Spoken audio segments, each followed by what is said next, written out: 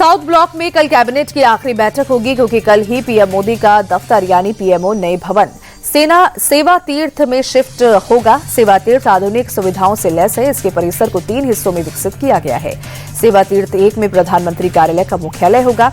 सेवा तीर्थ 2 में कैबिनेट सचिवालय कार्य करेगा, जबकि सेवा तीर्थ 3 में एनएसए और राष्ट्रीय सुरक्षा परिषद सचिवालय होगा। इसके साथ ही साउथ और नॉर्थ ब्लॉक को संग्रहालय के रूप में परिवर्तित किया जाएगा। पोरवार में चीफ जनरल मनोज मुकुंद नरवणे की किताब लीक को लेकर बड़ा खुलासा हुआ है। दिल्ली पुलिस के सूत्रों के मुताबिक शुरुआती जांच में पता चला है कि किताब को प्लानिंग करके कोऑर्डिनेटेड तरीके से लीक किया गया।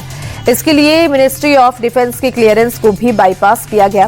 किताब का circulation America, Canada, Australia, Germany जैसे देशों में किया गया। इन देशों में किताब सबसे पहले ऑनलाइन बिकना शुरू हुई और इसीलिए जांच का दायरा इन देशों तक बढ़ा दिया गया। संयुक्त किसान मोर्चा और देश की 10 प्रमुख केंद्रीय ट्रेड यूनियनों ने आज देशव्यापी हड़ताल का आह्वान किया है। भारत अमेरिका ट्रेड डील, केंद्र सरकार की आर्थिक नीतियों और नए श्रम कानूनों के विरोध में आज भारत बंद का आह्वान किया गया है। बंद के समर्थन में कई बैंक यूनियनों के शामिल होने से देश भर में बैंकिंग सेवाओं पर असर पड़ने की आशंका है। वहीं कोलकाता, भुवनेश्वर, तिरुवनंतपुरम समेत कई शहरों में हड़ताल के समर्थन में सुबह से प्रदर्शन देखने को मिल रहा है। दिवंगत पंजाबी सिंगर सिद्धू मूसेवाला के माता पिता बुधवार को मानसा एसएसपी ऑफिस के बाहर फर्श पर धरने पर बैठ गए हैं। उनकी शिकायत उनके दिवंगत बेटे के रिलीज किए गए गानों के बकाया रॉयल्टी भुगतान को लेकर है। उन्होंने कहा कि वो वन डिजिटल कंपनी और उसके मैनेजर बंटी बैंस के खिलाफ कार्रवाई की मांग कर रहे हैं, लेकिन उनकी सुनवाई नहीं हो रही। सिद्धू मूसेवाला के नाम से मशहूर शुभदीप सिंह सिद्धू की 29 मई 2022 को मानसा में गोली मारकर हत्या कर दी गई थी।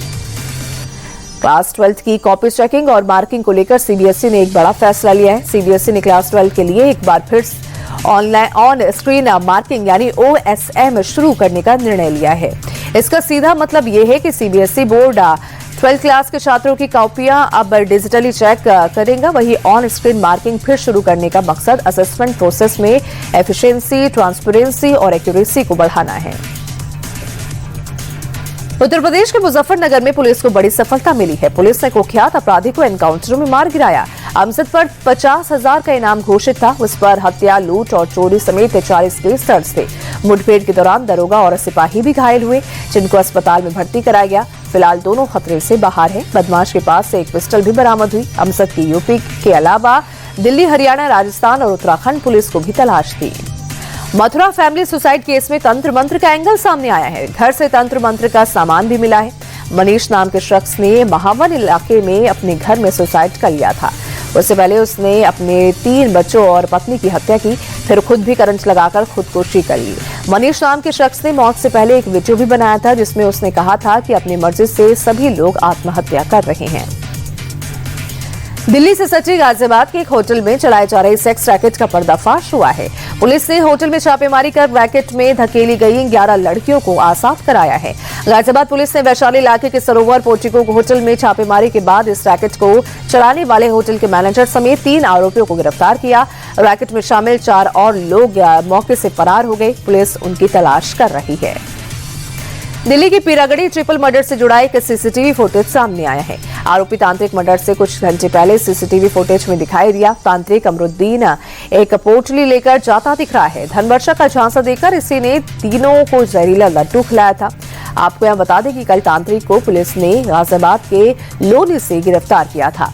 इस दौरान उसके घर से तंत्र मंत्र का सामान भी बरामद किया गया था। आसपास के लोग बताते हैं कि वो भूत प्रेत की झाड़ फूंक भी करता था। दिल्ली मेरठ एक्सप्रेसवे पर गाजीपुर बॉर्डर के पास एक भीषण सड़क हादसा हुआ है, जहां एक कार खड़े ट्रक से टकरा गई। हादसे में 2 महिलाओं की मौत हो गई और बताया जा रहा है कि कार में पूरा परिवार देहरादून से दिल्ली लौट रहा था। तभी सुबह ये भीषण टक्कर हुई। टक्कर में घायल 2 बच्चों और ड्राइवर को हॉस्पिटल में भर्ती कराया गया है। हरियाणा के रोहतक में पुलिस और बदमाश के बीच मुठभेड़ में हिमांशु भाऊ गैंग का बदमाश घायल हो गया है। सांपला थाना के बेरी रोड पर यह मुठभेड़ हुई। पुलिस के रोकने पर बदमाश ने पुलिस टीम पर फायरिंग की। पुलिस की जवाबी कार्रवाई में बदमाश के दोनों पैरों में गोली लग गई, जिससे अस्पताल में भर्ती कराया गया। वहीं मुठभेड़ के दौरान बदमाश ने एएसआई विनोद पर गोलियां दागी थी, लेकिन बुलेट प्रूफ जैकेट की वजह से एएसआई की जान बच गई। महाराष्ट्र के सीएम फडणवीस ने छत्रपति संभाजी महाराज मुंबई कोस्टल रोड पर मेलोडी रोड का उद्घाटन किया है। ये मेलोडी रोड अमरसंस गार्डन से ब्रिज कैंटी तक है। यह देश का पहले म्यूजिक मेलोडी रोड है। इसमें नरीमन पॉइंट से वर्ली की ओर जाने वाली लेन पर 500 मीटर के हिस्से में संगीत पट्टियां लगाई गई हैं। जब कोई वाहन 70 से 80 किलोमीटर प्रति घंटे की रफ्तार से रोड पर मौजूद इन पट्टियों पर गुजरता है तो टायरों के घर्षण से फिल्म स्लमडॉग मिलियनेयर का मशहूर गीत जय हो सुनाई देता है।